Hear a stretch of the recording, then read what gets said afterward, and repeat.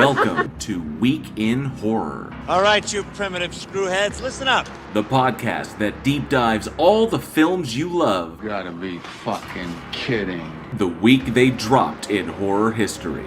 We all go a little mad sometimes. With your horror hosts, JL. When a shirtless Sam Elliott with no mustache takes out an alligator with an oar, that's the kind of movie I'm looking for. Eugene. And we're just casually just like, yeah, so this is probably the best way to go, light someone on fire with gasoline. Alex. It would not be an original lineup if I didn't have fucking technical difficulty. Johnny O. Now, it's not an Amityville, or wherever, it's Amityville. And Aaron. They got manure to work with and nothing grew from it. News, trailers, trivia, special guests, and more. You're gonna need a bigger boat. Live show every Wednesday, 7 p.m. Central at youtube.com/weekinhorror. Welcome to prime time, bitch! And wherever you listen to podcasts. One by one, we will take you. Week in Horror. Stay scared.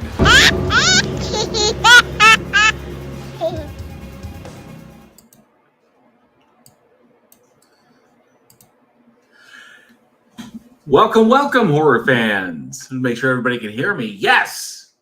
Welcome. It is Wednesday, 7 p.m. Central Time. That means it's time for another episode of the Week in Horror podcast.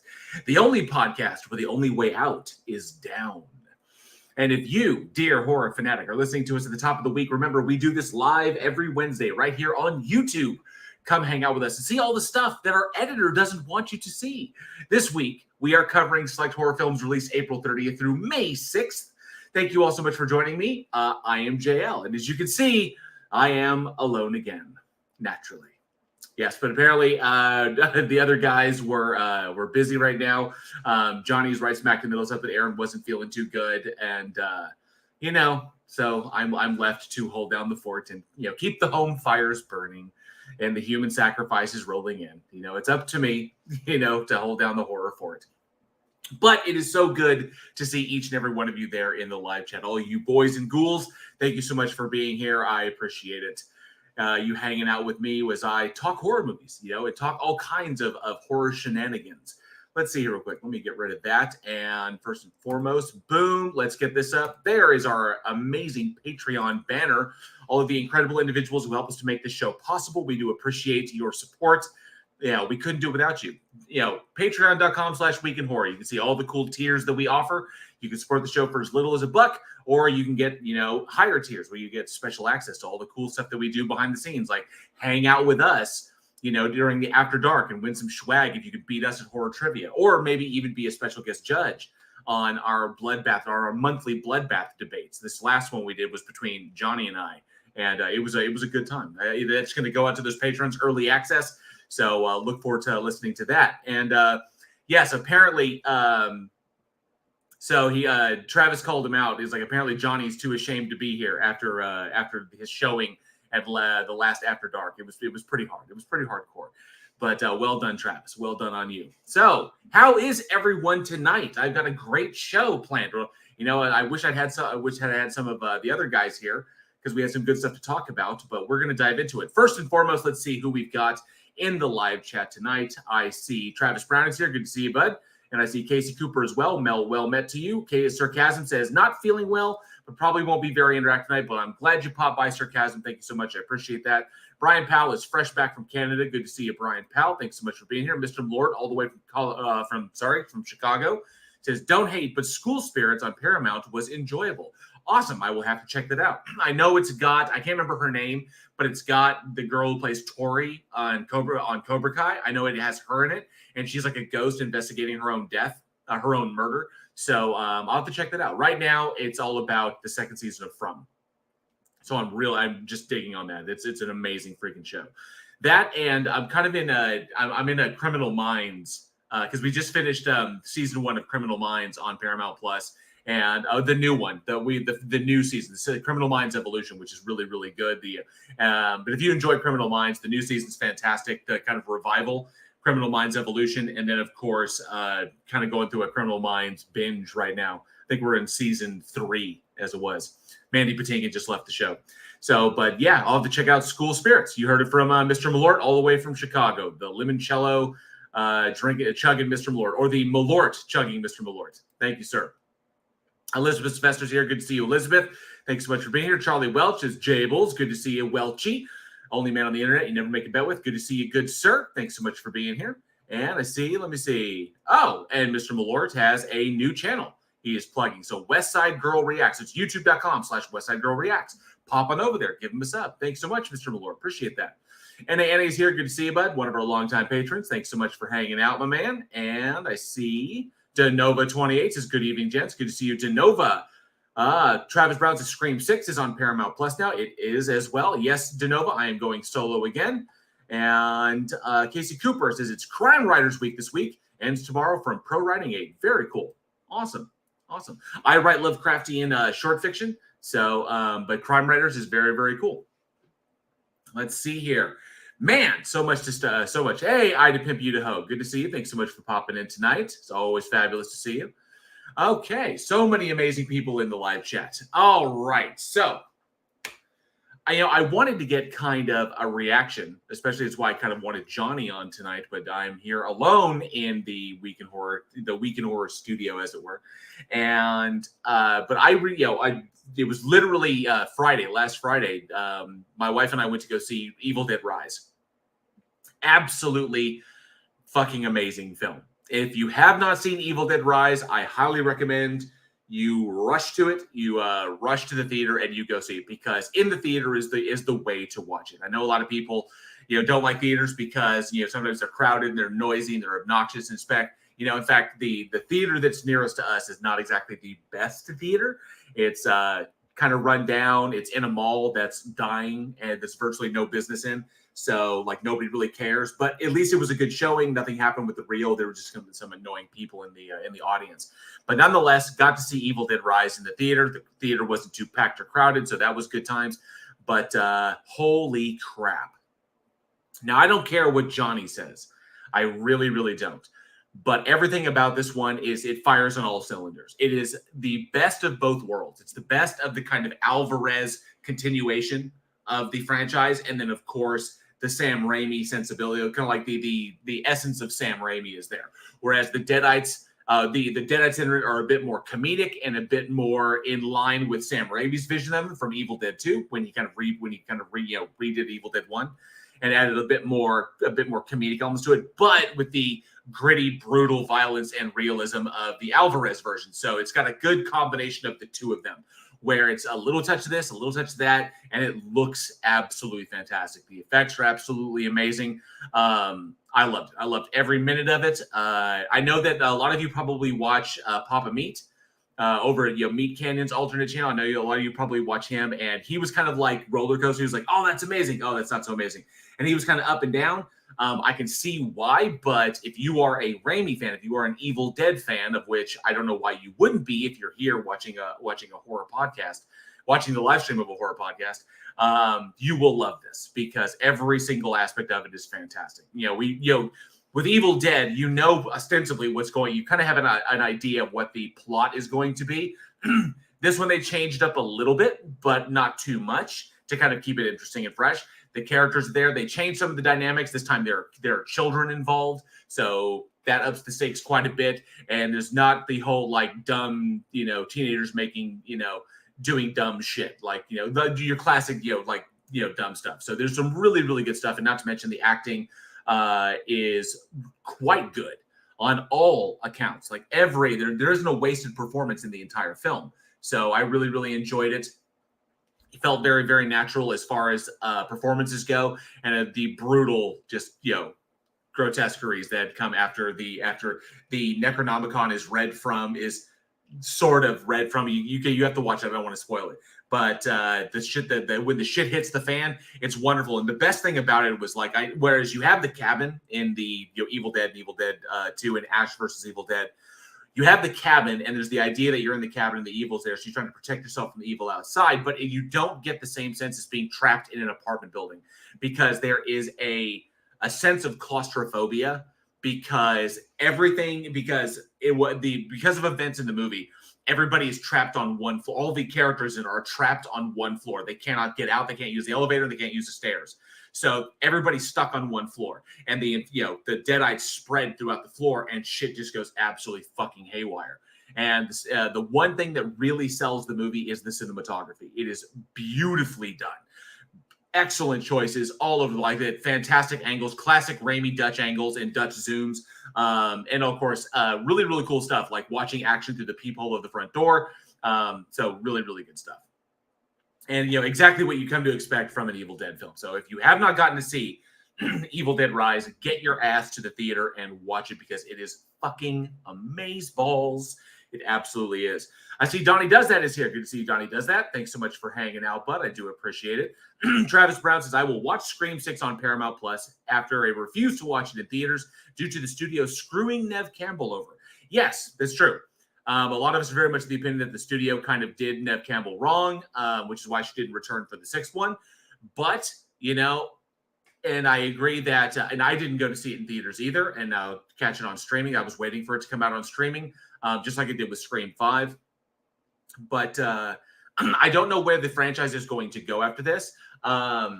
I'm not on the Melissa Barrera train. I'm not. I don't find her as compelling an actress in the Scream franchise, which is weird because she's actually a very talented actress. There was a Netflix show a Netflix limited series that she did where she played this kind of corporate executive girl who's in a plane crash and winds up being stuck in the wilderness and has to survive. And she was actually quite good in that. And she has the range and the capability, but she just doesn't get to express it in the Scream films. So horror films may not be her forte because her performance all throughout 5 really felt phoned in. Jenna Ortega is just kind of there. Well, Jenna Ortega is an extremely talented actress in her own right. I also kind of feel that they are kind of phoning it in. I do not get the sense that, like in Scream 5, the only ones I felt weren't phoning in were Neve, Dave, and Courtney. The original trio from the very first film. I felt that they weren't phoning it in. They were professional. They were bringing their all. Whereas everyone else was kind of like, we're in a horror movie, which is a damn shame because I think that it's a generational thing that the way kids now, and I will call them kids, even though they're over 18, but I will call them kids. The way kids now approach acting, especially the genre of horror, doesn't really have the best of the genre in mind because it's really more about them and their career than it is about the project itself. And the same is true, I would say, for X, when Ty West X came out, because Jenna Ortega was the weak link in X. Everyone else was fantastic. Brittany Snow was great. Mia Goth was fantastic. That's because they are from the prior generation. So they approach it as professionals, whereas I think that Jenna Ortega and some other individuals really just don't bring it. And the individuals who should have been in leads really didn't get lead roles, which is a damn shame. So either way, I still love the Scream franchise. I like what Radio Silence is trying to do with it, and I'm looking forward to 7 when it comes out. Of course, I will go and watch it. But yeah, I just don't really have the oomph without Neve, and I think the studio really kind of did her wrong when they offered her less money. I think that was bullshit. She should have been making top dollar to come back for a 7th film. She already did 5, so just pay her. Just pay your. I mean, Jamie Lee did it. Just pay your fucking final girl what you need to get her on screen. That's the point. Or if you want to finish out the Sidney Prescott story and bring it to a final conclusion, do that. But you got to do it. What is Halloween without Laurie Strode? That's the reality of it. What is it really without Laurie Strode? If you still continue to use Michael Myers. So, but yeah. Well, I'll definitely check out Scream 6 when I get the opportunity. When I get some free time, I'm going to watch it. But that's my piece. That's my little rant on, the current. I get it. That's, I guess it's just a different mentality. It's just a different approach. You see that in kind of like the 50s, the 60s, 60s, 70s, 70s, 80s, 90s, that mentalities change throughout for every genre. For every genre, mentalities change, acting styles change, what is popular, dips out, and there's always kind of a new idea as to what is appropriate acting or appropriate performance for mainstream audiences. We talked about this to an extent when we were talking about My Demon Lover on the last episode, because that was an example of what was appropriate comedic acting in the 80s, given the technology and given what was popular at the time, what got the most audience reaction. And now we see a vast change on that. Even, comedy performance has changed. Whereas even individuals who are still high energy and still go for broke, while they hit, they don't hit all the time like you say Tom Hanks doing comedy back in the day did. Now we have individuals like Will Ferrell and John C. Reilly and the Judd Apatow crowd. Whereas now there's a difference. Comedy is more nuanced now. There's more fun in the nuance and some slapsticky comedy, which is why you see Adam Sandler maintaining the slapstick is not carrying him very far. So things change, things evolve. It's what they do. Sometimes they don't evolve for the better, but hey, we roll with it. Travis Brown says Halloween Ends was bullshit. There are aspects of Halloween Ends I loved and aspects of Halloween Ends I did not love. I didn't dig the whole, I didn't like them. It felt very much like Blumhouse and Danny McBride and the people behind it. I felt very much like they got lazy, and they felt like they saw that they kind of painted themselves into a corner at the end of Halloween Kills. I thought Halloween Kills nailed it, and they were 2 for 2. Then for some reason they totally got lazy in the third film. We just want to get this done, which is a damn fucking shame, because you hadn't really explored, Laurie very much in the second film. There wasn't much for her to do because she was fucked up from the first movie. Then we get into the third one, and it could have been so much better. There was so much more they could have gone with that. But I felt that they kind of retread ground that Rob Zombie tried to tread in his Halloween 2. Because Rob Zombie tried to get into the nature of violence and the infectious nature of evil and how violence begets violence, hurt people, and the idea that those who are traumatized by extreme violence then in turn incorporate that into their worldview and then spread that out by their changed perspective, because they're victims of they're traumatized. So that trauma infects everything that they do, which also infects their relationships, traumatizes those around them because they can't help, and there's trauma there, and it just continues to spread. It was a really interesting idea, a direction that Rob Zombie wanted to go. The problem is Zombie isn't that kind of artist. Zombie is a House of a Thousand Corpses kind of artist. He's a Devil's Rejects kind of artist. He's a 31. He's the Lords of Salem. That's the kind of, he's, El Super Beasto. That's the kind of shit that Zombie does. And when he tried to go in this whole, Terrence Malick exploration of evil and violence using the Halloween franchise as a backdrop, that really didn't work. I think that it was excellent on paper, but he didn't know how to execute it, and he didn't have a team that could get him there.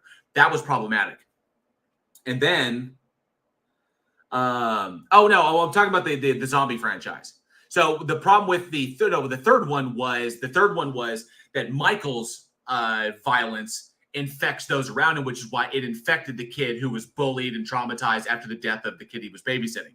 So instead of killing him, Michael's evil infected him because he was a kind of receptacle for evil, that people who are in that state, who are in that downtrodden, traumatized, bullied, or whatever state, that they're low enough that evil can affect them. And so that's what's done, that it spreads. That people, when they get that low or they get into that mental state, that they can be influenced by that evil. And Michael's presence there was doing that to other people, which is what was a good thing in Halloween Kills, because we see the element that people's fear drives individuals to do the absolute insane and do really stupid shit, like attack force the guy who wasn't Michael to end up killing himself because he dove out the window, or what happens at the end of the film. So I like what they're going with, but the problem was Halloween Kills dropped the ball, because I felt like they felt like they painted themselves in a corner, they thought they did, and they got lazy with it. They did not know how to dig themselves out of that, and they easily could have. But the problem was they tried to reach, the way I viewed it, they tried to retread ground that Zombie had already done. So Zombie did it and it was not able to pull it off. They did it and they didn't go all the way, that was problematic. So, it's just kind of like, it was a lazy, Zombie was the inappropriate guy to tell that story, and they just lazily did it. They just kind of like, oh, let's just run with that. So, but anyway, so plot hole is in the chat and is talking up a storm. He says, and hey, CPM, good to see you. Thanks so much for being here. Plot hole says Halloween Kills is absolute garbage. I don't think it was absolute garbage, though, Johnny, you think everything is absolute garbage. That's what you think. You hate everything except maybe like 3 movies in the history of fucking cinema. And so I don't think it was absolute garbage. I think it was the worst of the trilogy. It was the worst of the 3, and because it was the most lazy of the 3. That was my problem. That's the issue that I had. And so he says turd polisher 3001. I wasn't turd polishing Halloween Kills. I absolutely wasn't. There were some things I liked. I loved the final confrontation. I loved the fight between Laurie and Michael. I dug that, but I felt like the majority of the film was just lazy. That they just kind of like they kind of like surfed through it or just kind of glided through it. Just like, yeah, let's get to the end as quickly as we can. And Travis Brown says Zombies Halloween films were also too grungy. They were very much in zombie cinematic style. That was the cinematic style of Rob Zombie. If you look at Devil's Rejects, if you look at House of 1,000, if you look at Lords of Salem, if you look at all of his other films, he's got that grungy, backcountry, run down, urban decay kind of feel to everything he does. And that's what we saw there, where, fluorescent lights always give that kind of sickly glow. Everything is always kind of like that off-putting blue or the off-putting green or the off-putting yellow. Everything is dim the lights don't fill the space very well. Everything looks damp, or like it got wet and then it dried out and it's all kind of like crinkly. That's his idea. That's kind of like Zombie's vision, because it's very much informed by when he and the band were in, we're in 70s New York, living in the seedy parts of town, when they were coming up with their music. So when they initially started White Zombie. And so that's the kind of seedy underground, the kind of like Henenlotter shit influenced his vision. And that's what he has. Plus he loves that hillbilly, backwoods, delivered style shit. He loves that as well. So he just combines the two. Let's see. Cindy Johnson is here. Says, hello all. JL all alone tonight. I am all alone again. I am. I absolutely am. But it's okay. I'll do my best to hold it down. I really, really will. Genoa28 says, I haven't seen Evil Dead Rise yet, so I'm eager to see it. Hell yes. Get over there and go see it. Travis Brown says Halloween 3 is pretty underrated. Goddamn right it was. Halloween 3 was underrated, and we had a blast talking about Halloween 3 on the last it was like last year. Towards the end of last year, we talked about Halloween 3. Fuck, it was such a great film. Tom Atkins, one of my favorite actors, but that film was just badass.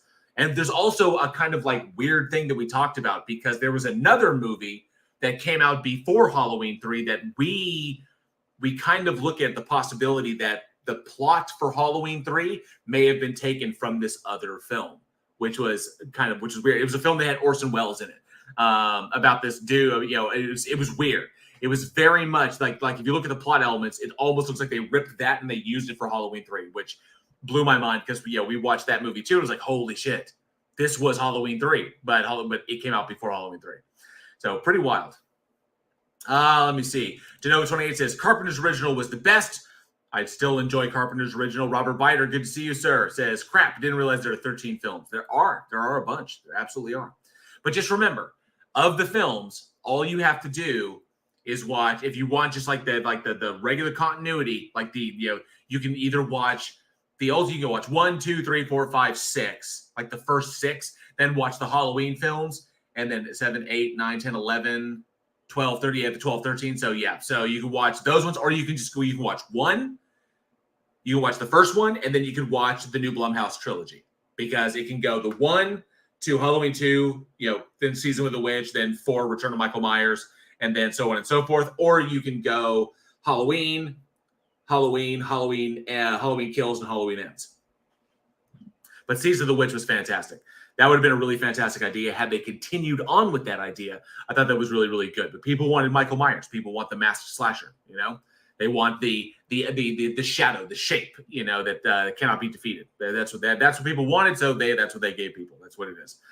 Oh, but man, yes. But back to it. Yes, if you get the opportunity, go and see Evil Dead Rise. It's best seen in the theater, although I have no doubt you'll probably enjoy it at home as well in your home theaters. But definitely go see it in theaters so you can get the full surround sound effect because it's fucking amazing. The sound in it is great. The cinematography is fantastic. Special effects are great. All good stuff. Yeah, Genova28 says I didn't like Zombies Halloween 2. A lot of people didn't. In fact, I don't even think Zombie liked it himself. Like I said, my opinion of that was that he bit off more than he could chew. He tried to do something artsy, and he's just not that kind of director. It's just not who he is as a director. He's not the artsy director where I'm going to have I'm going to subtext where the entire foundation of the film is just subtext. He's not that kind of guy. He's as subtle as a brick through a plate glass window. That's Rob Zombie's work. He's the brick through the window and everything is lit up in washed out neon and looks old and moldy and like it's been there for 50 years. So that's the kind of dude that's the kind of art that Zombie does.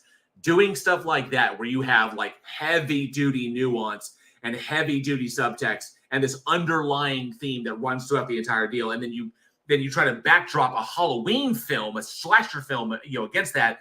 And then you're relying on the acting talents of, say, the individuals that were in the deal, the two solid ones, Malcolm McDowell and, of course, Brad Dourif. But, Scarlett Taylor Compton, talented in her own right. Danielle Harris, talented in her own right. But they're just not the actors that you would really – except for Malcolm and Brad, the two kind of the leads in that, Scarlett Taylor Compton, Danielle Harris, you wouldn't really hire them to push that kind of a film. That's just not the kinds of movies that they do, And so we need that kind of that strong acting that can push that narrative. So unfortunately, we just didn't get that. Like I said, I think Zombie bit off more than he could chew in that. And to anybody who hears this later, I still have much love for Scout Taylor Compton. Still a little bit of a crush of mine, and I still have love for Danielle Harris. I absolutely do. But we gotta call it what they are. We gotta call it as we see it as a filmmaker. So would I cast them in a particular role? I would. Although I will say Scout Taylor Compton's turn in Ghost House was really fucking good. It was like a Thai possession film, or like a Thai haunting film, where she messes with this ghost house in Thailand, and the ghost then ends up following around and trying to kill her and everything. That was a really, really good. That was a good fucking movie. If you haven't got a chance to see that, definitely check that one out. That's a pretty fantastic little film. Well acted, well shot, good monster in it, really good stuff. All right. Well, we're about 30 minutes in, and I don't have any previous trailers to show you because nothing major coming out just yet. We have stuff coming up in the future, and we watched the trailer for Last Voyage of the Demeter last week. Oh, Robert Biter says, I just noticed that tree drop bear. Yes, that's the koala that my good friend Irish Demon sent me from Australia. So I figured he clips on, so he had a good spot right there on my microphone screen. So I thought he deserved to be right there. Hell yeah. All right. So as Alex so often likes to remind me, and others like to remind me, we do have horror movies to talk about tonight. And it's a shame because one of them is probably one of the best, is up there in the top 5 horror action films of the 90s. So let's dive right in, shall we? Let's dive into it and see what we've got. All right. The first film we are going to talk about tonight released May 1st, 1992. Holy shit, we're in fucking May already. Or it's going to be May soon. Damn, what the fuck is it? Where the hell is the year going? Already, it's about to be May. My birthday's in June. Fuck. God, we're getting old. We are so, I am getting old. Damn. Whew. But anyway, so this movie released May 1st, 1992, and we have Split Second. Let's check out this trailer.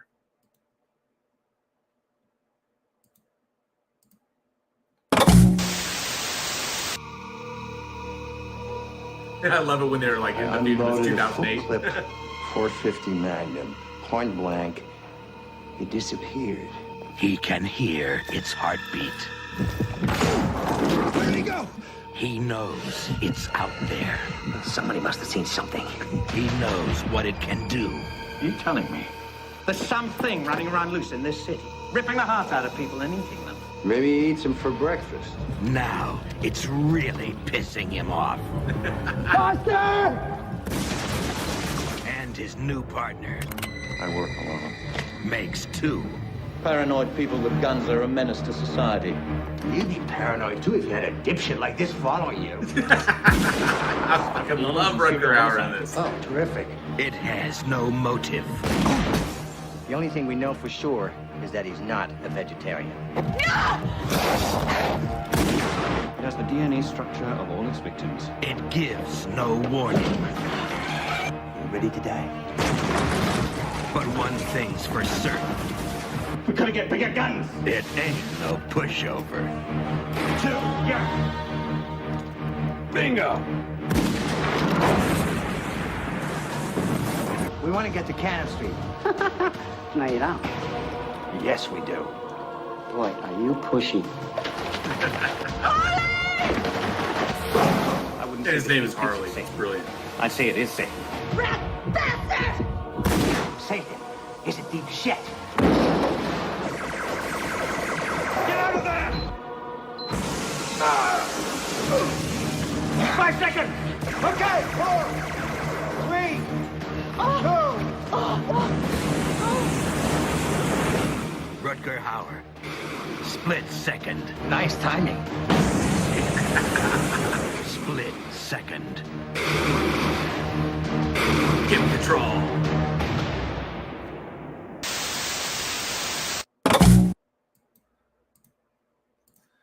Fucking love that movie. Yes, that was Split Second.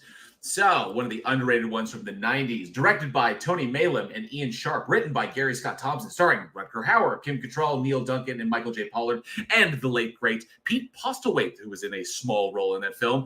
But the film basically follows this burned-out cop in 2008 London, where the ice caps have melted and are melting, and the world is hot and everything is flooding. So London is almost completely, so it's just water everywhere at all times. And this burnt-out police detective is obsessively hunting down this mysterious killer who the fandom named the Scorpion Killer, or the Scorpio Killer, who murdered his partner several years prior. Kim Cattrall plays the widow of his partner, and his and Alistair Neil Duncan plays his new partner, who is like this egghead Brit who is just eventually kind of like. It's one of the best arcs in the movie. Is like he starts out as like this uptight egghead, like I use Oxford, Oxford trained, and then eventually devolves into a mirror of Rutger Hauer's character. So hey, Joshua Lee, good to see you. Thanks so much for being here. Yes, Robert Ryder says, oh yes, I gotta watch this. It's absolutely amazing. It's one of the best '90s action horrors out there. It's just brilliant. The acting is fantastic. It's exactly what you need. And the monster is absolutely brilliant. So I definitely have always considered this to be one of the underrated 90s monster action films. Everything about it is brilliantly done. And what I liked most about this one is that unlike films that were in a similar vein, like I Come in Peace, is that in this with Dolph Lundgren, which is still a decent film in its own right, but the one that sets this one apart is number one, the performance of Rutger Hauer. Rutger Hauer plays a character that it just kind of like strides the gap between batshit fucking crazy and just kind of like borderline. His character Harley, and he lives in kind of like a garage with his Harley Davidson motorcycle and Harley shit all over the place, but pretty much subsists on coffee, chocolate, cigarettes throughout the entire production, or in tobacco because he smokes cigarillos. And is this this badass who is just recently brought on because the killer has returned and it's ripping the hearts out of people and shit. And what he brings to it, both in nuance and in over-the-top exposition, is just a blast.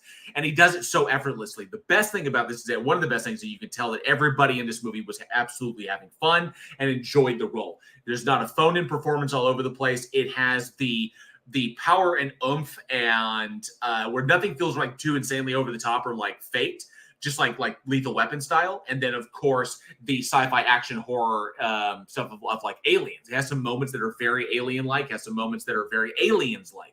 So it does a lot of good things extremely well, and they're well shot. Plus, not to mention, a monster that is absolutely brilliant in its design. It's this freaking 10-foot thing with these giant barbed talons. If you look at the picture of it, its talons are like 6 inches long. They have these massive like fishhook barbs on it. And it runs around like ripping the hearts out of people and eating them and taunting them like a modern day Jack the Ripper. And I love that one thing that's cool is that they do not, unlike many other monster deals where they have to explain where this thing came from, like, oh, it's an alien or oh, it's a demon.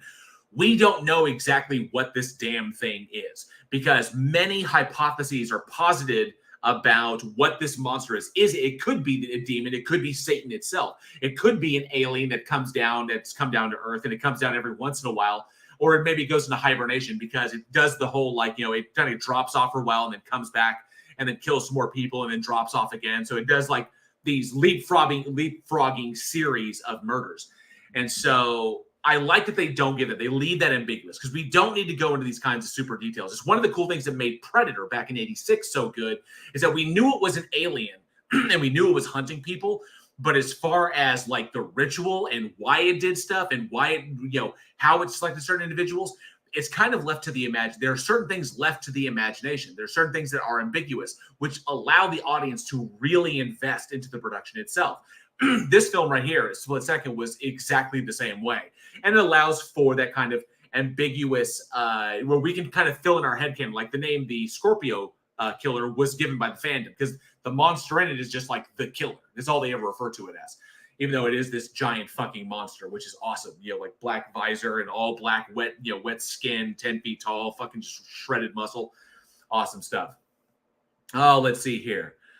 Did I miss somebody comments? Alan Armstrong from Split Second was in New Tricks. Oh, that's true. Alan Armstrong from Split Second was in New Tricks. Absolutely. And yes, Joshua Lee, gonna need a bigger gun. The bigger gun thing is the armament. There's always a scene where they arm up and they get all the guns they need.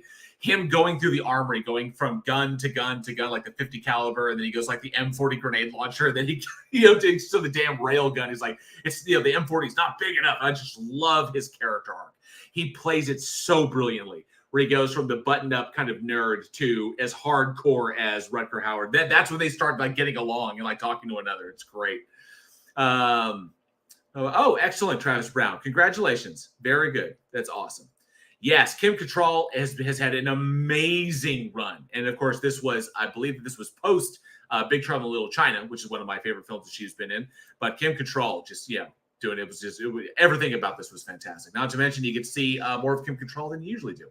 So everything about it was great. It fires on all cylinders, an absolute blast of a fucking movie, and ends perfectly. So nothing is, everything, like every single, all 3 acts run absolutely great. Not to mention, set design, I have to admit, was extremely impressive because the way everything is set up in order to sell this world, this vision of London that was completely flooded out, was at the time extremely difficult to do and presented a lot of different hazards. Because from a filming perspective back then you're running your entire camera operation and your lighting operation, all of your power, through a set that is ostensibly flooded all the time. Not to mention, you have actors who are walking through this shit that's either an ankle deep to knee deep water at all times, except for when they're like in like a building, when they're like in an office or in Harley's apartment. But it was like the entire third act of the film, the entire set is like almost shin deep, almost knee deep, sometimes at a point even chest deep in water. Several times characters go underwater. So, and there were reports of it that people were getting sick because it was London and it was cold when they were shooting. And it was just a naturally miserable kind of experience. But the fun of the film is what kind of gets you through that. As an actor, I can attest that I've worked in some miserable conditions. One of the worst was shooting a chase scene one time, similar to this, but when we were shooting it in Texas, and it was 3 guys chasing 2 bad guys, and we wind up getting one of the bad guys, and then we were chasing the third one, but we were chasing him through this kind of junkyard-esque area, and it was outside, and it was in December. It was freezing freaking cold because it was in the middle of the night, and it was kind of like, it was like lightly raining, and the wind was going. And so we constantly had, because we needed continuity, we couldn't have certain clothes get wet, so we had to have our jackets off. And with our jackets off, we were running around like in just a normal like t-shirts, and then trying to warm up in between takes. So we'd go out there and we'd do it again. So we're running around in the in the cold, in the dark, in the rain, in the wind, in the middle of in Texas in the middle of December, and but it was a blast because all the actors, we got through it because we had such a fun time doing it and doing all the ad lib and coming up with cool shit like that. So you can tell that this was an absolute fun production to shoot on. Although the set, like I was saying before, the set very, very, very, very tricky to work on when you flooded technically everything and you've got to run cables and wires, because running them up high is difficult because that's where your audio typically is, your boom mics. And then of course you can't run these back then in the early 90s. Running them through the water also presented its own hazards. So doing that, working with that, and trying to deal with those conditions is always a bitch, but you could tell they slogged through it and they kicked ass in shooting this one. So an absolute blast of a time. Definitely go and check it out if you have not. It's free on a lot of streaming services. Definitely go and see it if you have not seen it before. An underrated performance from Rutger Hauer and the rest of the crew in that. So much fun. An absolute blast. There are many things that set it apart, and I look forward to hearing people's opinions when they go to watch it. Definitely tell us what you think. But that brings me up, given that one of the big things that separates this film from a lot of other 90s action films, especially 90s action horror films, because there were many of them, one of the things that sets us apart is obviously the performance of Rutger Hauer. Rutger Hauer, sold it, was brilliant in it, and just hit every cylinder that he needed to fire, whether it was dramatic, whether it was comedic, whether it was action, even the quiet moments. It was excellent. This just goes to show the talent of the man. So I want to ask the audience, I want to ask y'all, what, in your opinion, was the best Rutger Hauer role? And I know probably everybody's going to say Roy Batty, but he did play a lot more stuff, and he did a lot of horror stuff as well. A lot of people, I have a great love for the Hitcher. I love the original Hitcher. Rutger Hauer, C. Thomas Howell, those two kicked ass together, was fantastic. One of the best slasher films out there. So I want to know from y'all, what in your opinion is the best Rutger Hauer role? Let me know in the live stream here, of course, in the comments below, or at weekinhorror@gmail.com. And of course, Nova28 says, and Sarcasm both say Hitcher. John Ryder, Hitcher, absolutely. Travis Brown says, Hobo with a shotgun. Absolutely. Very freaking cool. Hobo with a shotgun was great. A hobo with a shotgun. I love the sequence when they're trying to kill him. They got the I don't want to spoil it, with the manhole, like that. But yeah, fucking fantastic shit. Oh, I love splatter films like that. Good stuff. But he's had so many fantastic roles, and he always brings it no matter what he's doing. But Hitcher is one of my absolute favorites. Split Second is a close second. And of course, there's special mention with Blade Runner, Roy Batty, because he was brilliant in that film. All right. Let's move on to this next one, which is a little on the odd side. I'm looking forward to breaking this one down a little bit, and I would have liked to, to get the opinions of the other guys would have been fantastic, because we've been here before when we talked about another film earlier. It was a few months ago called Freak Show, and we not really good things to say about that. But now, instead of because that was essentially we'll get there. So this film released May 3rd, 1967, and we have She Freak. So let's check out this trailer.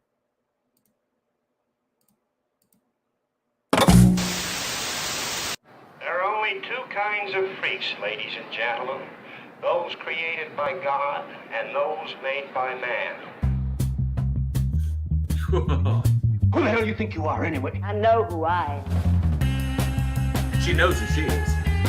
You're about to behold a sight so strange, so horrifying, so utterly monstrous. This little girl knows what she wants and is going to get it. Yeah. I'm no fake. She's no fake.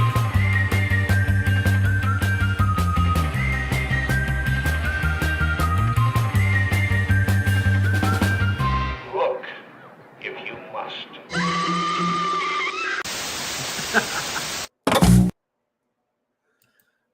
All right, you're welcome, CPM. Yes, I blew up the TV a little bit bigger there. So Josh Lee says, but is she a super freak? Super freak? But so yes, that was the trailer for Super Freak. Or sorry, for not Super Freak, for She Freak, released in 1967, exploitation horror film directed by Brian Mabe, written by David Friedman, based on Freaks by Todd Browning, as it said in the trailer, and of course starring Claire Brennan, Lee Raymond, Lynn Courtney, and Bill McKinney. So the film is like what can we possibly say to break this one down? She Freak was an unofficial remake of the 1932 film Freaks, and it follows Jade Cochran, who is this waitress who works at this cafe, and she decides to make some extra money by taking a job at the carnival with this traveling carnival sideshow that's arrived in town, and things go horribly awry because at one point, because she is offended and she finds the freak show grotesque, and eventually, despite gaining power and influence, she begins to abuse that because she hates these individuals for what they are, and then they turn on her, and as Eugene would say, shit gets fucking real, because that's ostensibly what the show Freaks was. It was about individuals, but it was exploitation. It was about individuals who would suppress their hatred, and they would not address. They would take out their hatred of these individuals, abuse them and exploit them for their own purposes, which is essentially what this is. But only it's a little bit more in the sleazy mode. So it's got a little bit more, for 1967, it's got a little bit more of the sexually alluring stuff. But nonetheless, that's what the film ultimately is. Now, there's not much to say. Plothole says, notice how Jail ignored my positive film review. It doesn't exist. That's why I didn't see it. Josh Lee says, wasn't Freaks that really taboo movie back in the 30s? It absolutely was. It was extremely taboo back in the 30s, despite being, by our standards right now, extremely tame. But what it alluded to was worse. And we've seen, so this is part of it. This is what's interesting, because each time this film gets revisited, it gets a little, they add a little bit more to it. The most recent remake of Freaks was extremely violent and very, very grotesque, and they really try to ramp up the ick factor. In fact, we talked about it on this podcast several months ago. So, but Friedman himself admitted that this was an outright remake of the 1932 film, and with a budget of only $75,000, they did what they could. And hey, Vera Lucia Campos, good to see you. Thanks so much for being here tonight. We do appreciate you hanging out. The big thing about this one, this is what got me. So it's a remake of a horror classic, is ostensibly what this is. They add a little bit, because it's 1967, they add a little bit more skin, they add a little bit more sexual appeal, make it a little bit more tawdry. But the plot itself has not changed. It's just redone with in color. And the one I watched was the original version, not the 4K restoration. The 4K restoration looks fantastic. The one I watched 67 was the original, was like just the original color grading, and it's kind of like meh. The 4K is just sharper and just looks more, there's more detail, but you can watch either one. You don't lose anything or gain anything. But ultimately, it's just a remake. But the one thing I wanted to talk about on this one. So Plato says, all right, JL, if JL is going to play dumb, I must get back to work, lurk mode engaged. I didn't see what you said. I honestly didn't. Why does he do this? Like, he'll be like, no, you didn't. There is nothing here. Plot hole. I didn't see a positive film review. I didn't see it. I just scrolled up and didn't see it. Stop playing with me. So the one thing I wanted to jump into this one, and Travis Brown says, I would say that the 1932 Freaks really sent a message about the mistreatment of the sideshow attraction. Absolutely. Oh, I did mention that, dude. You said Season of the Witch was great. I said, I agree. Season of the Witch was great. That's not a review. Everyone thinks it's great. Angel Rivera, good to see you, Angel, says, was the American Horror Story Freak Show based on these movies? It absolutely was. It took many elements from that. In fact, what they ended up doing, because remember the two characters that come in and try to, basically they wind up, they're trying to kill one of the freaks and take their body parts so they can sell them and make money to that freak show museum. Those individuals, they basically wind up doing to one of them what they did to the guy. They wind up doing to the guy what happens to the girl in what happens in the original Freaks, and of course what happens to the girl in She Freak, and what happens to the girl in Freak Show, in the small low budget gory film that came out. So, but yeah, it took an absolute inspiration from that, with a bunch of added little side plots, and like the side plot of Candy and the side plot of Twisty.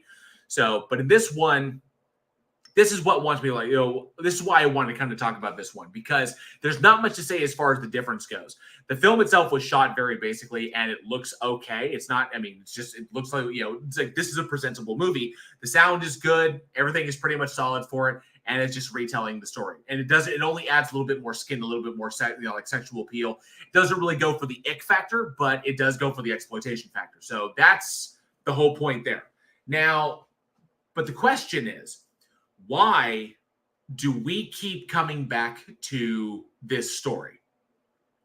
Because of all the things that there are exploitation of. There's black exploitation, there is cynosploitation, there is there's exploitation of virtually every single minority that is out there. And there are genres that deal with that, but those are different stories. They're set in one particular subgenre. But what is it about the freak story that keeps us coming back? Even to today, with American Horror Story, with their entire season Freak Show, with the gory, nasty remake that came out, I think that was from the Asylum, and then of course this film. I mean, we have touched on this and revisited it so many times as kind of like the horror filmmaking community. We keep coming back to it. There is something enduring and alluring, and maybe even a little tawdry, maybe even a little like a real terrifying concept there that keeps drawing us back to this idea of individuals with natural deformities, or individuals with natural limitations, or individuals who something about them sets them apart and makes them unique amongst the human population, the atypical presentations of humanity, and then putting them on display for entertainment. That in and of itself is terrifying. It harkens back to this time when slavery was okay. But we've since gone on and rejected it now. But still, we come back to this idea that the people that we would call freaks, the people that we would call geeks today, or these sideshow performers, that we would still exploit them. There is still this fascination with these individuals. And arguably, I think it's because there's still this kind of cultural sense that putting them on display, we as quite possibly as a society, and don't hate me for this because this is kind of an indictment, but this is I think why as the horror community we keep revisiting the story. We keep getting remakes. We will continue to get remakes, and this is because as a society we have this kind of idea in our head. We've swallowed this kind of concept that is the best opportunity for them is to be paraded around and is the sideshow. What else are they going to do? That we have this kind of this cultural idea that they really can't do anything more than that but be entertainment. Okay, but not your typical entertainment. No, we couldn't possibly put them up on the screen. They couldn't possibly be leading actors like this, even though that's demonstrably not true with individuals like Michael Rappaport, who was one of the greatest dwarf actors that ever lived, an amazing actor. A number of individuals like Javier Botet or Doug Jones, individuals that break those molds and turn in beautiful and absolutely inspiring performances every single time. Masters of the tool that is their body. But these individuals, for some reason, are just on the other side of that valley where this is where they've been relegated. And that sense of exploitation has followed us since the days that Barnum and Bailey were doing this shit in real life. When Todd Browning's 1932 film came out, this insular world of these individuals that they have created as a response to what culture and society have done to them. And so I find that it's interesting that we still go there. Not everybody. I know this is it feels like very much an indictment of kind of like the American ideal, but it's still there. It still exists. This pervasive idea that this is what is best for them. This is what they can do. Even X-Files, even though it wasn't based on freaks, but there was an episode where, called Humbug, where it explored, where Mulder and Scully go and visit, a sideshow because there's a murder takes place there, an odd murder takes place there. And even they have a commentary on that this is their life. This is what they can do because the world won't let them do anything else. And I find that to be intriguing. I find that to be an intriguing concept that persists even to today. It really hasn't evolved much, which I find to be really, really intriguing. And I wonder why that is. Why is it that way when we have evolved in so many other different ways? Yes, we make historical biopic pieces about that are set in period, the time set in like slave times, or set in other periods of exploring other travesties that occur in film. And we reflect the ideologies that existed at those times, whether it be systemic racism, or whether it be exclusionary, whether it be however what was going on at the time, the societal divides that existed at the time. But this is one particular societal divide that still exists today, and I think extends forth even in this show. There was a show called, I think, like Little Big World or Big Little World, something like this, where it was a family of dwarves, and I think it was on A&E. Correct me in the chat if I got that name wrong. Where even that, to an extent, is like it. That is an extension of this, because it was the entire family up there on screen for your entertainment. Watch little people navigate the big world. And I think, and it's pervasive. It continues on, and it hasn't really changed. And I'm curious about that. I wanted to get people's opinions on that. Aaron's opinion on this out there. I would love to hear Aaron talk about this one. But let's see. CPM says, contrary to the savior notion, many sideshow performers enjoyed working in the freak show because 3 squares, found a family, and a sense of security within a group of like-minded folk. Absolutely. It was their haven, which is why they were so protective of it.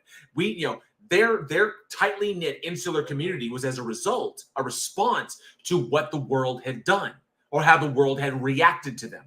And so it's a wonderful thing that they had it, but still probably is not a thing that should have happened. Josh Lee says there are still people that are exploited and marginalized, the obese, for example. There absolutely are. There are. However, you have to admit, it's changed a bit. There's still exploitation, but the idea of it as like this, as like this stigma, or like you're only relegated to this, has changed somewhat. The idea that it is not that many of these things, even mental health to a degree, mental health like schizophrenia, bipolar, and a number of others are not to the extent of like they were in the 60s, the 70s, the 80s, and going back even further, are not exploited to the same degree in the same fashion as they are today, or as they were back then. It's changed, it's evolved, except, dealing with individuals that 100 years ago, or maybe 80 years ago, 50 years ago, 30 years ago, we call them freaks, geeks, sideshow performers. These individuals, it really hasn't changed, which is interesting. CPM says, when the freak shows were shut down, those people didn't stop being freaks. A lot of them ended up homeless. Exactly. No support system whatsoever. And a lot of the call was to shut them down because they were exploitative, and they offered no safety net for when there was no more support structure anymore. It's like, you can't do it and exploit it because it makes us feel bad, but we're not going to back them up and have their backs when we eliminate their source of income. So even in the people that were trying to shut that thing down because they felt it was exploitative, turns around and bites them in the ass because they're willing to go one step but not all the way. Sir Cam says, I think it's mostly about body horror and uncanny valley. We are all one minor acts away from permanent disfigurement, and it terrifies us. Agreed. It's a fear of what could have been, what might have been.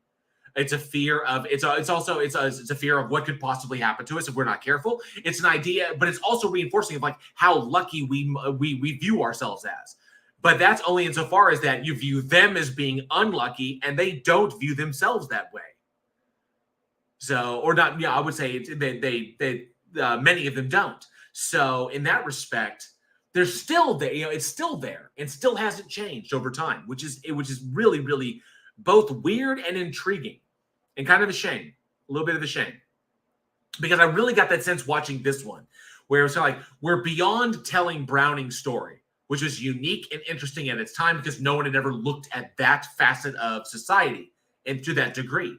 But now it's all about, let's just tell the story again and let's add a little bit more to it to make it like, we're not reinventing the wheel, just add a little bit more that's more socially acceptable, but still go for the freaks angle. Josh Lee says, I think it was a matter of the options for the time. Being a freak brought the allure of being accepted in a sense and gave them the best life at the time. Also possible. Little People, Big World, and TLC. Thank you, Angel Rivera. Appreciate that. Little People, Big World. I only knew of the show, and one of the stars of that show was actually a regular at a store I used to work at back in Texas. So I was familiar with them, but I never really watched the show myself. I just knew of it in passing. Josh Lee says, it's a very pervasive theme. How many kids were and made fun of and marginalized because they even look slightly different? Exactly. I was. I know I was. I think virtually every single person in this live chat could say that they were at one point or another. Yeah. Tesla Radio, back in the first century, they were called to a god. Good to see you, Tesla Radio. Thanks so much for being here. Appreciate that. Cindy Sue says, same with mental health hospitals. Absolutely. Case Cooper says, ain't America great? See, that's the wild thing is when I was sitting there, was watching this movie, and I had to watch it twice, and I did not want to turn it into an indictment of America. It is ostensibly a horror film. What happens to the girl at the end is horrific. You know, how they portray these things is horrific. That is why it is an exploitation film. And exploitation films have their place. But the idea is like, wow, as far as how exploitation has shifted, sexploitation has definitely shifted. You know, blaxploitation has definitely shifted. The exploitation genre and all of its subsequent subgenres, they have evolved. But this particular exploitation film, this one, Todd Browning's Freaks, is so enduring and hits the nail so on the fucking head that there really is no evolution. It is the megalodon, the great white shark. It has nowhere else to go because the exploitive nature of this doesn't change. Because there's nowhere for it to change to. It's literally hit its peak. Whereas all the other things is just about opening up acceptance. But these individuals are different to a point that that many people just can't get past it, which is odd, you know. And I found that to be really intriguing. And I don't know if it's I don't know if it's an indictment of the genre or an indictment of the horror of horror in and of itself, or an indictment of America. Because how many freak show movies do you see coming out of other countries like England, Australia, Japan? Really? We don't. We don't see those kinds of films. That is a uniquely American subgenre. The freak show exploitation film, the freaksploitation, or sideshow exploitation. It's unique to America. So I'm very curious. You know, it is obviously a result of our capitalistic nature.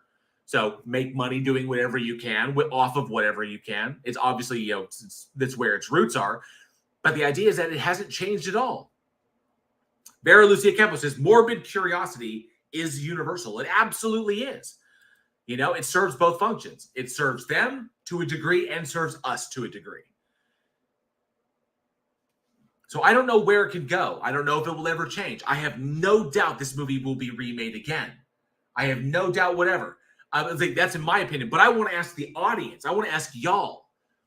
Do you think that this version of exploitation, that the exploitation of freak shows, sideshow performers, or geek shows, do you think that this kind of, like movies like The Wizard of Gore or stuff like that, do you think that this kind of film this kind of storytelling, this kind of like exploitation will always be relevant, that it will always have a place, or will it too eventually die off? Or will there always be that, as Vera Lucia so poetically put it, that morbid curiosity about that morbid curiosity of the malformed, you know? So I'm curious, what do y'all think? Let me know in the comments below at weekinhorror@gmail.com. If you see this if you see this is one of those enduring stories that will continue through the genre and will always have life, and may change from time to time in the sense that we add stuff to it or we take stuff away. Either we add violence or we add sex or we add whatever, but ultimately it tells the same story. Is that this is an insular family protecting itself as a result of the external forces of society, and then someone tries to violate that and they react violently. It may quite possibly be, given that description there, it may quite possibly be that the heart of what Freaks is ostensibly the heart of tribalism, because every human experiences it. We just happen to see it and we look at it because it happens to be these unique individuals. But it ultimately, at the heart of it, it is society forces us into small groups. Those groups become insular and tight-knit, and they trust one another. And if someone tries to break in and violate that, woe be to them. I think that's quite possibly the undercurrent of what keeps it relevant. The tribalistic nature of human beings. And we just happen to have it be at, we happen to have that lens aimed right at the sideshow as kind of one of the most next to the mentally ill that we used to pack away in sanitariums so they wouldn't be a burden on the family name. We shine the light at them. Sir Cam says, until we can begin to accept that everyone is different from everyone else, we will be stuck with clique behavior. Absolutely. Absolutely. We will. I'm definitely curious to hear y'all start talking. That was the film tonight that I kind of wanted to have my little diatribe on. That was where I kind of wanted to wax philosophical on it. What this one means, because of all the ones and all the evolutions of these typical subgenres, this one doesn't change. They add elements to it, but the overall tone does not shift, which is very, very intriguing. Which is very intriguing to me. Let me know down in the comments below, weekinhorror@gmail.com. Will this kind of story, the freak show story, the sideshow performer, the geek show, will this story always be relevant in storytelling, especially in the horror genre? Because Josh Lee says, I think the sideshow is shown because it shows differences in the extreme, because it goes to that level of extremity, and it's not practical effects, it's not special effects, it's legit. So intriguing stuff. All right. Let's move on to our third film tonight. Oh, and I've got a nice little clip going on. Excellent. We're looking good. Look like we're on time. I know Johnny's in lurk mode right now. I'm pretty sure Aaron is just resting right now because I think he wasn't feeling well. But hopefully, they'll come back next week. We can talk about cool stuff. That's one thing I don't like. Is I can't like hit my vape. I can't take a drink without there being like dead air, which I don't like. I don't like dead air. I know y'all don't like dead air. And it makes it a pain in the butt, but we will deal with it. We will deal with it because we're a horror show. This is the horror genre. There is no better community than the horror genre. The horror community itself is one of the toughest to crack into because we're very much like the freak show.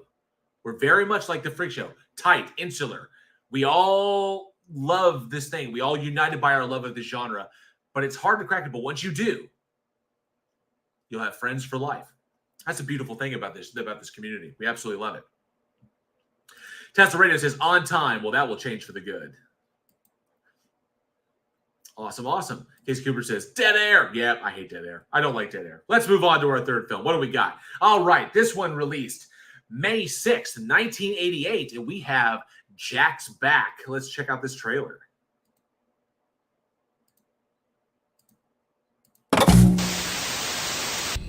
I hope you'll like the words. 100 years ago, there was a series of murders so grisly. Some theorize that Jack the Ripper was a medical man. I believe that would also apply in this case. Human mutilations so meticulous. My brother didn't kill anybody. That an entire city was paralyzed in fear. Now, 100 years later to the day, the Ripper has returned.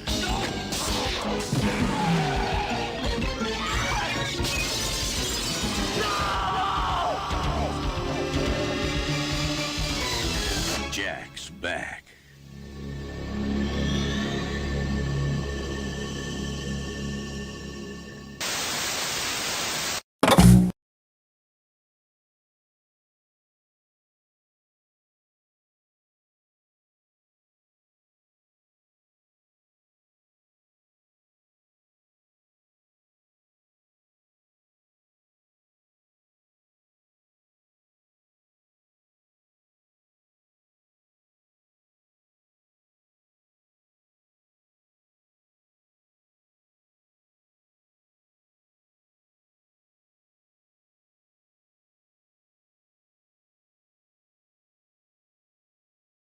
Sorry about that. I'm muted. I was muted. My bad. So, this one is an interesting one. I know that at the end right there, when James Spader gives his look, kind of rolls his eyes. I know Johnny would probably roll his eyes as well. But it's his riveting speech, but too bad we can't hear any of it. I fixed it, so we're good to go. But Jack's Back is, of course, and I missed this part. So Jack's Back is directed by Rowdy Harrington, written by Rowdy Harrington, starring James Spader, Cynthia Gibb, and Robert Picardo of Voyager fame, and of course, Legend fame. Rod Loomis, Chris Mulkey, Mario Machado, and Bobby Hosea.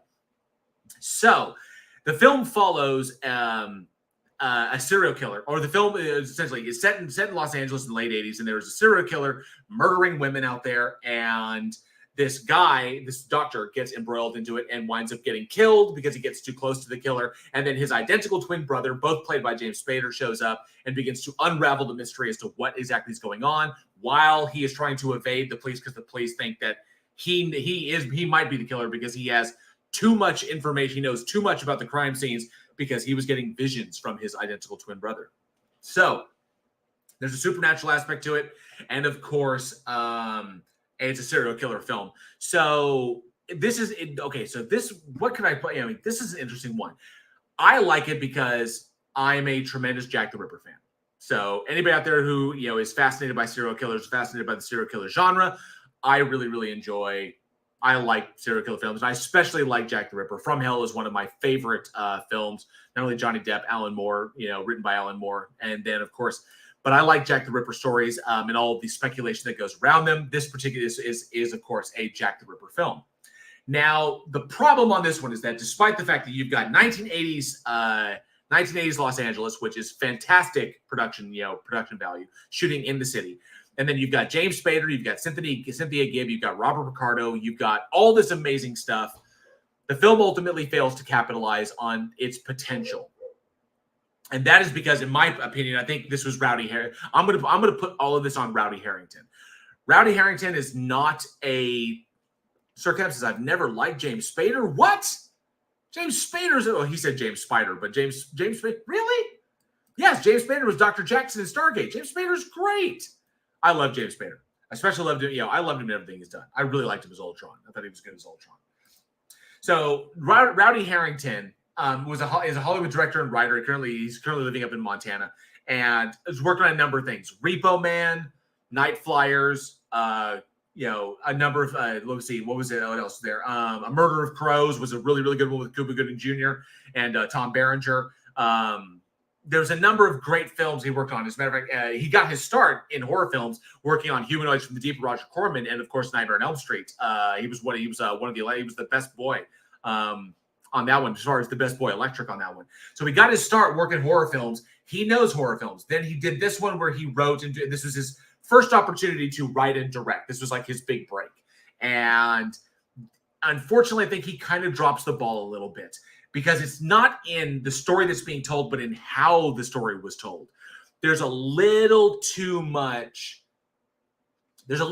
reliance on the things that other directors have done well. If you look at the directors that he worked with Corman, he worked with Wes Craven, the individuals that he learned from, you can see very heavily their influence throughout this film. He's got aspects of Nightmare in there. He's got aspects of Nightmare on Elm Street, aspects of Humanoids from the Deep. There's a little bit of Repo Man in there, a little bit of Hots in there, a little bit of Native Son. You see the way he approaches it, and you see the way he wants his camera shots. But unfortunately, it's all very, I would say, in trying to make it his own, he fails to capitalize on it. And because he gets so bogged down in how the film looks and how he wants to tell a particular story from a visual perspective, he doesn't let the story tell itself. That this is ostensibly a Jack the Ripper film. Jack the Ripper is back. Was he reincarnated? The supernatural does exist in this world, so quite possibly he's the new Jack the Ripper, or we don't know. All we know is that there is a serial killer cutting up women throughout the whole place, and his character, he is the identical twin brother, has been mistaken by the police for this bad guy. So he's got to stay ahead of the cops. He's got to catch the killer before he kills his love interest, played by the effervescent Cynthia Gibb. So there was so much more that could have been done here. And I think it may have been, I think Rowdy. Rowdy got in his own way, trying to do what he felt worked by seeing what worked for other directors. And he unfortunately didn't go with, I think if he'd gone more with his gut and this is where the difficulty is. When directing, It is about the risks you were willing to take. And I don't think Rowdy was willing to take very many risks here. He went with stuff he knew worked, didn't make it his own. That's why we get these long kind of exposition scenes, which are kind of drawn out, that lead up to these kind of spiky moments of action where we get to see some cool stuff, some good action pieces with James Spader and some other individuals where he gets into fights and you can see he knows how to defend himself. And not to mention the whole sequence of James Spader discovering the bodies and then, oh, he might be the killer, and then him like murdering him, like stringing him up and everything. That was intense as shit. That was extremely well shot, very well done. And we can see he took great inspiration from the previous director, especially Corman and Craven a lot. But after that, it's almost like he doesn't really know what to do. So he doesn't have his own voice, which is what's really, really important here. This may not have been the best piece for him to direct, starting out. However, I have to admire, I have to give him praise for for jumping on the Ripper, jumping on the enduring legacy of the Ripper. It is a story that has endured since the 1800s. He was a serial killer who got away. We're not 100% sure who he was. I know there's some groups out there that think that they've narrowed it down, like who exactly he was, but I've also heard that it's not 100% confirmed. Who is this legendary killer that haunted the Whitechapel district in the late 1800s of London? We don't know. But it's one of those kind of like the boogeymen that have that popped up in history and have followed us forever, because he was never apprehended, never identified who was this ghastly killer who came out of the London fog and murdered 5 prostitutes in increasingly horrific fashion. Sir Cab said this one was much better at 1.5 speed. The pacing was great. The pacing was very slow. It was almost like he had these great moments in mind. Like, I'm going to have this moment, I'm going to have this moment, but he didn't know how to bridge those with appropriately paced exposition. And that's the problem. That's not a writing problem. That's purely a directing problem, because you can solve that with your blocking. You can solve that with your set pieces. You work with your art department and you work with your choreographers in order to maximize the space so you can keep that pacing and keep that dynamic flow going. And then, of course, you work with your cinematographer to make sure that your angles provide enough of a dynamic quality to what you're shooting to keep the audience engaged. Otherwise, this felt very much like almost soap opera shot, like almost TV. Like, there it is. We don't need to go too extreme because we're not on the big screen, which was odd, which is very, very odd, very kind of antithetical to what he was trying to do, but still told an interesting story and had some good moments in it. Because as it turns out, it's not him. Obviously we knew it wasn't him the whole time. Even though they tried to red herring us a couple of times there, but ultimately it winds up being the doctor who was in charge of the free clinic, and he is taking out his frustrations and anger by murdering women across the city. So, not to spoil it, to film that came out in 1988, but nonetheless, it's a decent little one. Now, what I can say is that when you're trying to tell a Ripper story, there is an almost kind of dreamlike quality, almost surrealistic quality that comes along with it, because we're dealing with something from real life that has ostensibly become legend. So we can talk about it. It was like, this is like, we live in that time when, we live in, this is 2023 and this happened in 1888, but we look at it as like, that's a legend from our time. That was less, like just over 100 years ago. There it is. It was like, oh wow, it was less than 100 years, or just over 100 years ago, like 100, there was this monster that did this. And then if you can go even further, like the enduring quality of the Zodiac Killer, or the Moonlight Murder, the Moonlight Murders in Texarkana. These killers never caught. They left an enduring legacy. They are the legends that we have, that we are contemporary to us. You go back throughout time, there's always going to be that generation that is closer to the legend than anybody else was. So, and here we have it. These are ours, and they have an enduring legacy that I think speaks to us as the shadowy other, that constant other, that almost Jungian other, that is the shadow that is always there behind us, always following behind us, and is always reminding us of all the things that we're terrified of. It harkens back to our most primitive times, which is why I think the legacy is so enduring, because it is the darkness that we were always terrified of in our most primitive times, hoping for the sun to come out so we could see what was around us, because predators hide in the dark, waiting for their opportunity to strike. So I think Harrington had a good idea, but he did not know how to execute it. Fortunately, the performances of Robert Picardo and James Spader, Cynthia Gibb, everybody in this one were fairly decent. So Sir Cab says he didn't tell a Ripper story. The Ripper story was over 15 minutes in. After that, it was a psychic crime drama. I could agree with that. I could agree with that. I could. I still consider it a Ripper story, but I can see where you're coming from. I see where you're coming from. Travis Brown says, my mom was in Texarkana during when the Town That Dreaded Sundown was filming. Very cool.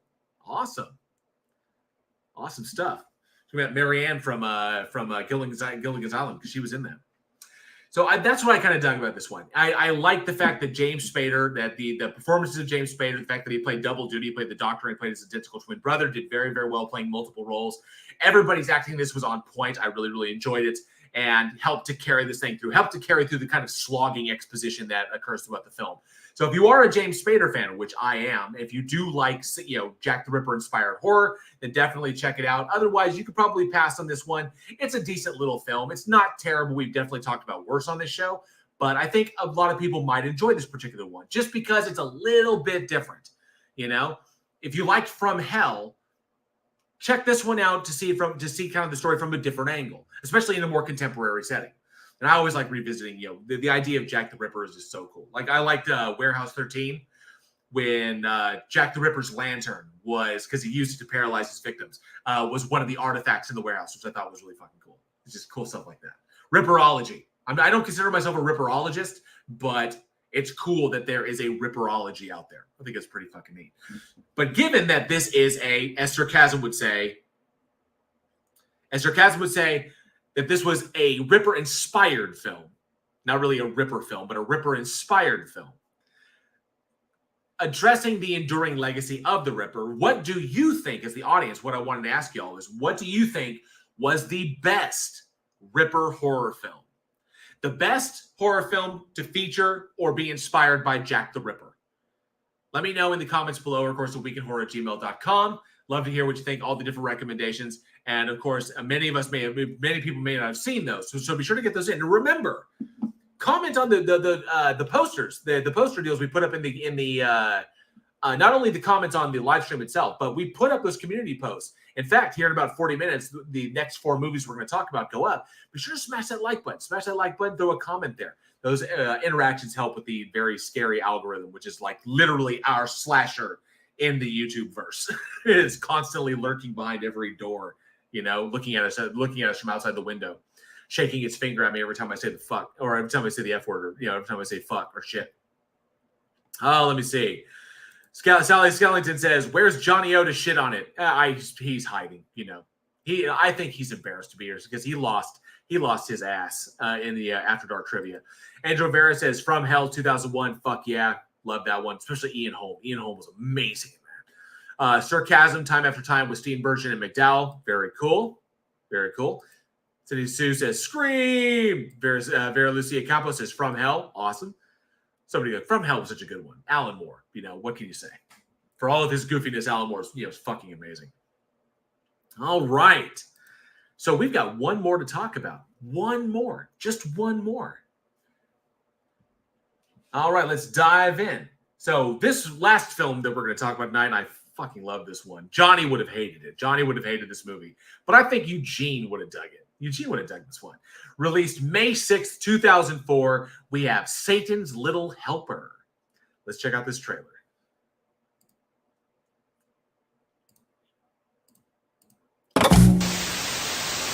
Halloween. Mom, Dougie, this is Alex. Alex, our house. Want some cider? A time of make-believe. He is going to be so scary.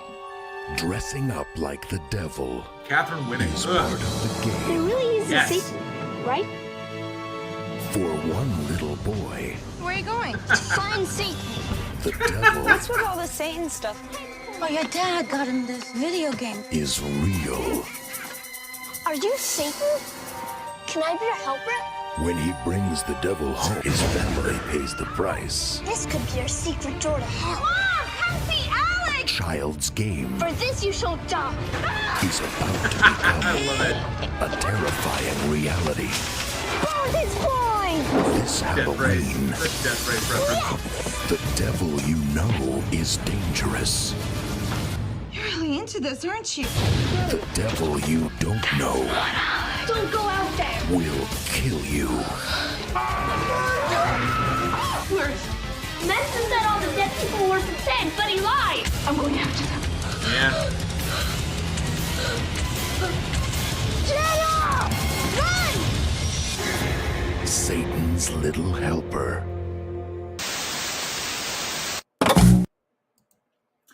So yes, our final film tonight, Satan's Little Helper, a black comedy slasher film written and directed by Jeff Lieberman, starring Alexander Brickell, Catherine Winnick, the lovely Catherine Winnick, the ultra-talented Amanda Plummer, and Mary Kay Adams. And then, of course, I have to credit, where's he at? Damn it, where did he go? He's not in there. Where the heck is he? I know he's here. Joshua Annex, who plays Satan Man in this one. So, so the film itself follows a 9-year-old named Dougie Woolley, who is obsessed with a video game where you play as Satan's little helper. Satan is trying to kill everyone and do all this horrible stuff, and you are his helper, and you have to help him without being overcome by the townsfolk. And in his obsession with Satan, decides to go as the devil for Halloween, and his sister, played by Catherine Winnick, comes in to go trick-or-treating with him. She's in from school, and then in his frustration because she brought her boyfriend, he decides to venture out on his own, and he encounters ostensibly what is a homicidal maniac dressed up like the titular monster, like the Satan Man, and they go around the town causing havoc, and shit gets really fucking real. It's okay. So the thing that works really, really well, it's an extremely satirical film. A lot of element, it's got several, I would say a lot of tongue-in-cheek moments, not laugh out loud, guffaw funny like Shaun of the Dead and like that. But there is definitely, I would say, it was difficult. So I know that many of you watched this movie. So I will say that there is a commentary here, obviously. Now, yes, it was satire. It was a send-up of a number of tropes, a send-up of a number of social anxieties that we currently have. Like the very concept, do violent video games inspire violent behavior in people? The inability for children to understand the difference between fiction and reality, and how much of the responsibility of the parents that is. Because as we see it, Amanda Plummer is the mother, and she's just kind of feeding into his obsession with this game. It's like, oh, it's just harmless fun. Nah, is it so much? So I feel that there is something deeper here. But there was a lot of feedback on the film that said it was really just a shallow satire, that it wasn't really trying to say anything. I honestly think it did, but the question is, did it say something deeper inadvertently? Because it doesn't feel like that was the aim. It feel like it was just we're going to make this goofy fucking movie, and we're going to use these elements as kind of comedic tropes, but we're not really trying to say anything more about it, because ultimately it is just a fucking horror comedy film. But I think there was something underlying here. It's kind of like one of those things, I want to say something, but I don't want to make a big deal out of it. As the director and the writer is like, ooh, this will really work, but I don't want it to be too on the nose. So I'm going to focus more on these aspects while kind of ringing the bell of what I'm really trying to say, is what I constantly got. And the idea was, what I felt was the generational difference in the approach to the horror, to the medium of horror, of violence, of gore, of shock. And there is a generational difference that there's 3 generations here. We have the mother, played by Amanda Plummer. Then we have the eldest daughter, played by Catherine Winnick. And then we have the 9-year-old boy, Dougie. And each one of them responds differently to what is currently good, to what is going on. One responds with absolute adoration, one responds in absolute terror, and the other responds with incredulity. So it's kind of like, oh, it couldn't possibly be that way. That's the mom. Amanda Plummer's character, who sadly doesn't feel like she's given a lot to do with this, because she kind of repeats the same stuff over and over again. It was a damn waste. A waste of Amanda Plummer's talent. She could have brought so much more to this, but the script didn't really give her much to do, which is a shame. But it gave lots to Catherine Winnick to do, because Catherine runs this fucking movie. The whole movie is centered around her. This is definitely a piece for her, and she is great in it because she's fantastic in everything she fucking does. Vikings. If you haven't seen Vikings, damn, that girl can kick ass. But in this particular one, we have an example of 3 different generations responding incredibly differently to the carnage and the violence and the mayhem that is ensuing all around them. One sees it with adoration and he sees the funny in it. One sees it with absolute terror and it feels nothing but fear. And then the other one is with incredulity that slowly gives way to, how could I have been so stupid?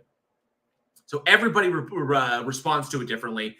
And I think that that is what the commentary was just a look at, like, let's do a send-up of how each one of these individuals, each one of these generations deals with this, then put them all in the same house and watch them bounce off of one another.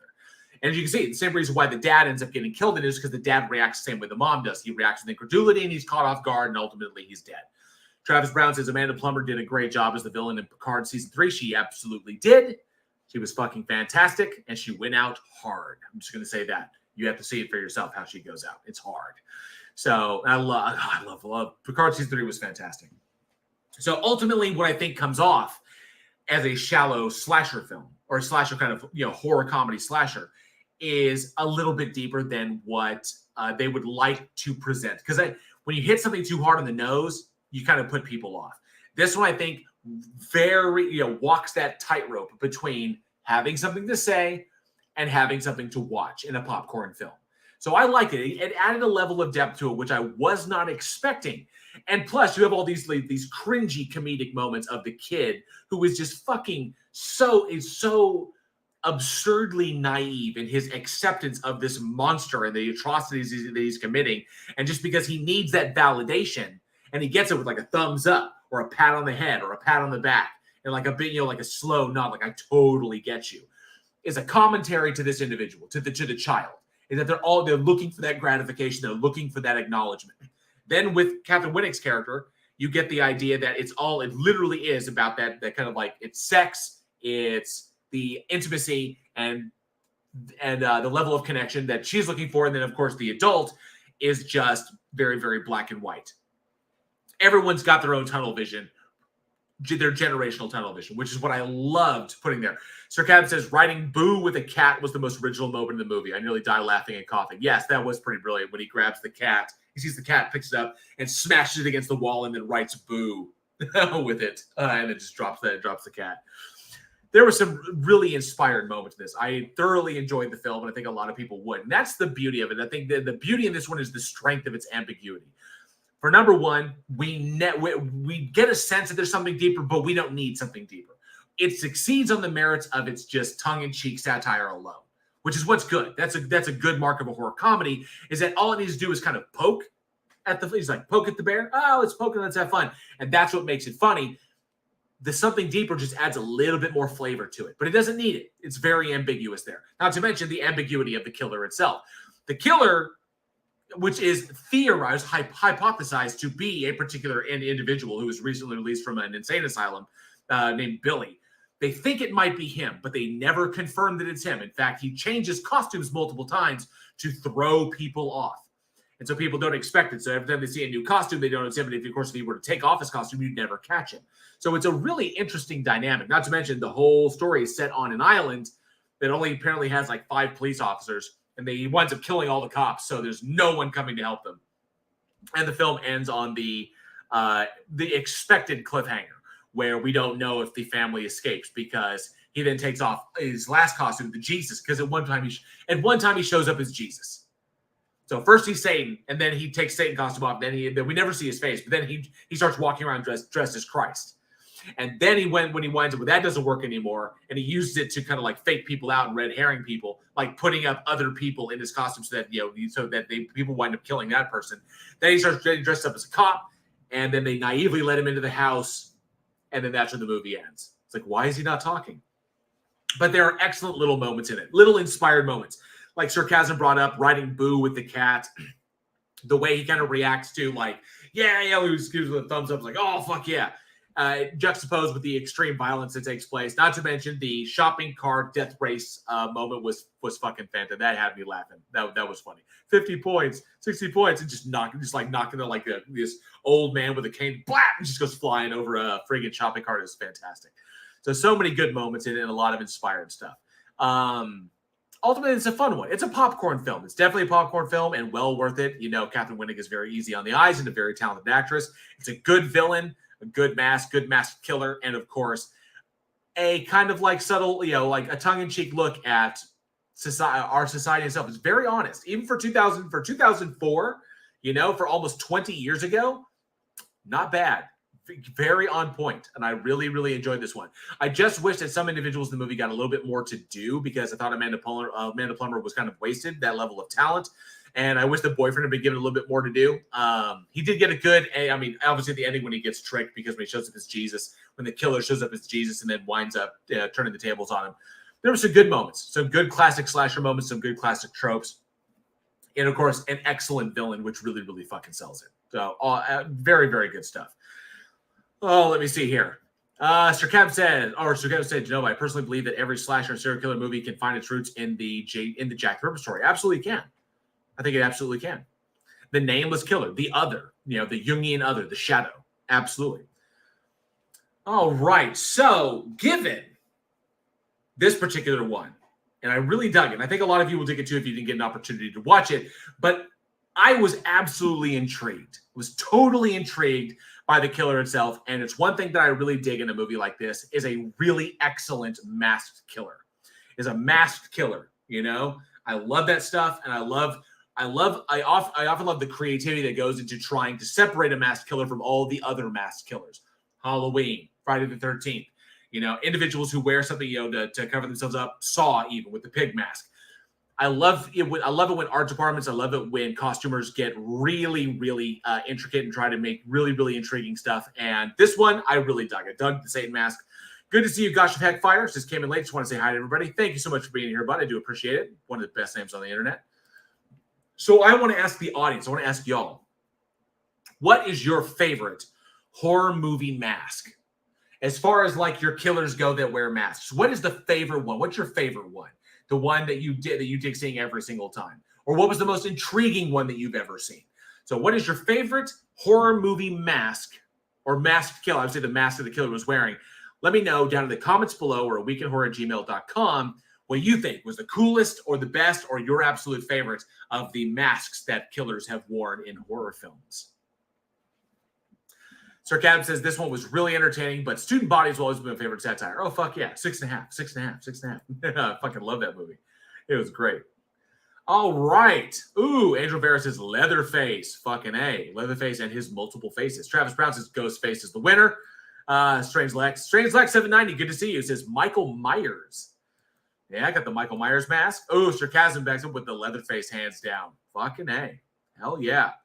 Gosh, Vector says, is Pinhead a mask? Not really a mask. Just pins in his head. Me personally, my boy. My boy back there. Gotta love the hockey mask. Gotta love it. Isn't that right, boss? Yeah. Fuck yeah, that's right. Deno 28, Jason. Fuck yes. Friday the 13th. The hockey mask. And how many times has it been copied since then? I mean, really. You know? Oh, Casey Cooper also with Jason. Fuck yes. Absolutely. Gotta love it. It's, it's the man. That's why I got him. All right. Well, it looks like we were running a little bit quick, but that's okay. Still got about, let me remove that, but that's all right. Sometimes when it's just me, the show tends to go a little quick, but it's quite all right because you know what time it is? I know you all know what time it is. It's trivia time. Fuck yes, it is trivia time. All right. For all of you amazing horror aficionados down there in the chat, be sure to flex those Google fingers and be the first one in the live chat to get to the correct answer to this trivia question so you can win a mystery item from the Week in Horror store. We do this every week. I give away so many things. And I hope you dig it. I know that Teespring has been a little fucking slow right now, and because I did problems with the friggin' international distributor, such a pain in the ass. Ooh, CPM says Hannibal's mask. Fuck yeah. Face man. Fuck yes. Hell yeah. All right. So get ready. Here is your horror movie trivia question for tonight. You ready? Are you ready? Are you ready, bitch? The question is, what horror film gave audiences the first fully masked slasher? First one in the live chat, and I got the live chat pulled up right here on my phone. says, what horror film gave audiences the first fully masked slasher? First correct answer in the live chat gets a special prize, gets a mystery prize from the Week in Horror store. I don't see. I see I'm not buffering here. Angel Vera says Psycho. No, unfortunately, it was not Psycho. I know somebody's going to get this. Someone's going to get it. Who's going to be the first? Who's going to be the first? Casey Cooper says Halloween. Cindy Sue's Halloween. No, it was not Halloween. The first film, the first horror film to give audiences the first fully masked slasher. Angel Vera says 13 Women. No, it was not 13 Women. Travis Brown says, I know this from the After Dark, but I cannot get it out. Strange Lag 790 says Friday the 13th. Wasn't Friday the 13th. Josh Lee says Black Christmas. Was not Black Christmas. Vera's Lucia Campos says Texas Chainsaw Massacre. Was not Texas Chainsaw Massacre, but you're getting closer. I will give you that hint. You're getting closer. And Genova28 says Blood and Black Lace. Yes. Javier Hara, good to see you, Batman. Genova28 picks it up.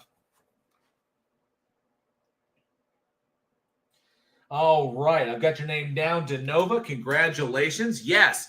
The very first one, fully masked slasher that was presented on film in a slasher film was, of course, the Italian horror film Blood and Black Lace. And I see CPM was right behind you with that. But yes, Blood and Black Lace. Fantastic. Well done, Denova28.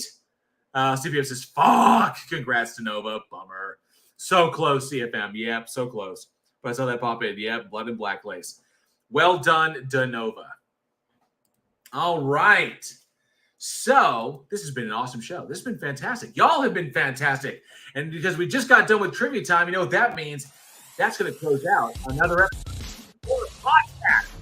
Thank you all so much for joining us. We truly hope you enjoyed the show. And if you did, smash that like and subscribe button. We're so close to 1K. And be sure to hit that bell so you never miss a future live stream. And the new stuff that's coming up, all the behind-the-scenes stuff from our productions that are coming up in the future, in this year. Join us next week when we look back at the earnest absurdity of Winter Beast, sororities and demonic spirits and Killer Party, the gritty werewolf horror Sheepskin, and the epic and powerful classic monster-driven horror series Penny Dreadful. Be sure to check out Joshua Olsen's store at badsamurai.store. He does all the awesome artwork that you see splattered all over our merchandise, which you can find over at Teespring. For more from Week in Horror, check out all the bloody links in the description. Follow us on the socials for the daily splatter, your daily horror recommendation. Join our Discord for watch parties, big announcements, and all kinds of horror shenanigans. And support the show through our PayPal link or through our Patreon. Join the higher tiers for early content, behind-the-scenes access, fun with the crew, or even support us for just $1 a month. What the fuck are you waiting for? Join us! As always, thank you all for being the absolute fucking greatest audience a horror film podcast could possibly have. I am JL. All the love to you. And as always, stay scared.